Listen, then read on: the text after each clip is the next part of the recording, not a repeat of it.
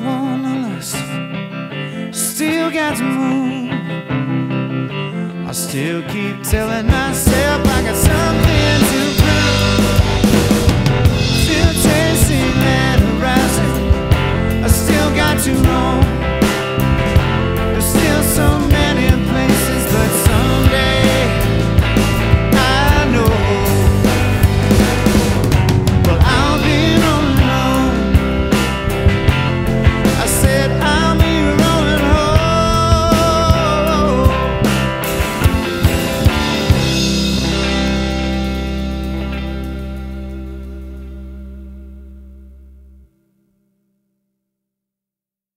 I'm Glenn Coulson, hanging out at Area 51, the best studio. I know, really. Very close to it. Also hanging out with Aaron Garner. Aaron, how are you today?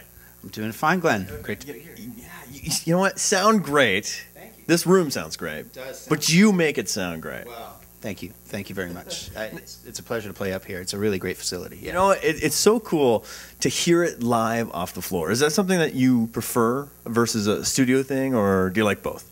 Well, to be honest, the live off the floor aspect is, you know, an environment that I'm a lot more comfortable in because I come from a live performance background. You know, that's where I, you know, really learned, as opposed to, you know, listening back to recordings of myself at home and this and that.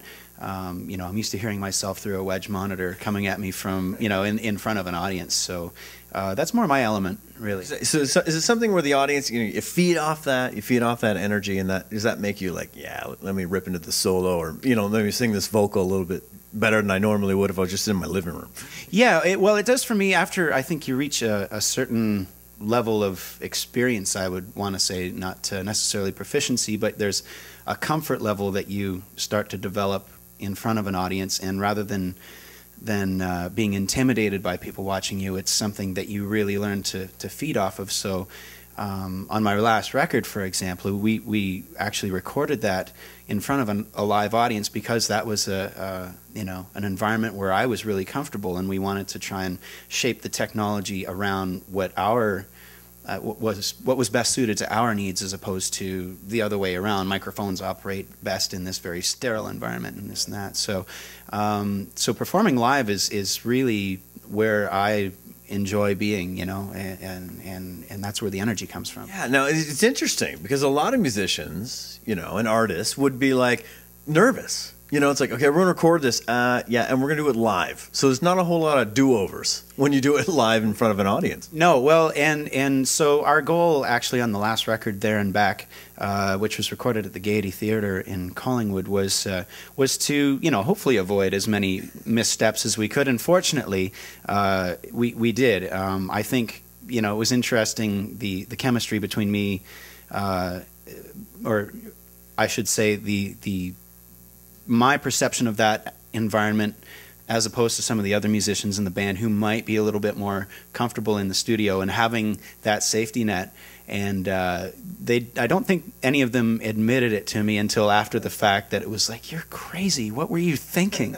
Kelly Hoppy actually said that to me. He's like, you're nuts. But, you know, of course I wasn't going to tell you that before the show. I'd wait until after we got it done and in the books. But it sounds like, you know, it came out amazing. It happened in 2008, There and Back. Yeah. And you went live and you just went for it. And what a great sound. I've heard the record. It's phenomenal. You definitely have to get it. But you know what? It is something where it's like, I know you perform a couple of the songs, and you're going to do that for us today. And you know what? Again, you go back to this live sound. You know, we're kind of just off the floor here at Area 51. And you're like, yeah, I'm back at it. I want to keep doing this. Yeah. But very exciting. And also, you know, your influence and inspiration of why you do that. You know, it's like, again, there are certain live artists and live performers that really excel in front of a crowd. And are there some that, you know, inspired you?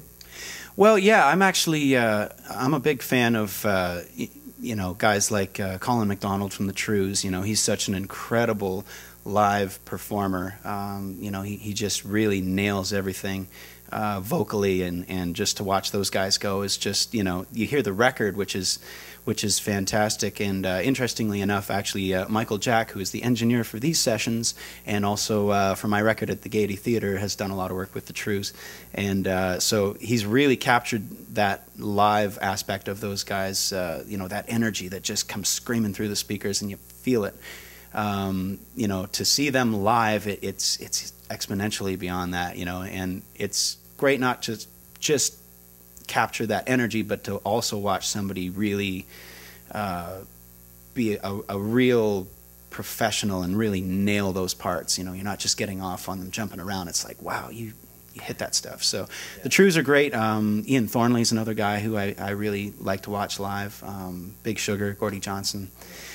You're drawing from each of these guys, again, in live performance, but also in your writing, I'm sure, and things like that. Yeah. I mean, you know, listening to guys like Gordie and Ian, you know, sort of guys who were really heavily influenced by blues music and you know, folk music and you know, some aspects of jazz and things like that, and incorporating it all into this sort of modern context musically, you know, was really interesting for me. I remember when I first heard Big Sugar, it was their first record came out in sort of a musical era where everything was very sterilized and tightly controlled in the studio, and then you hear the beginning of the first song on that record, Sleep In Late, and it's just bleeding all over the place into all these different microphones. You know, the drums are going into the guitar mic, and the bass is going into everything, and the cymbals are bleeding into everything, and it's what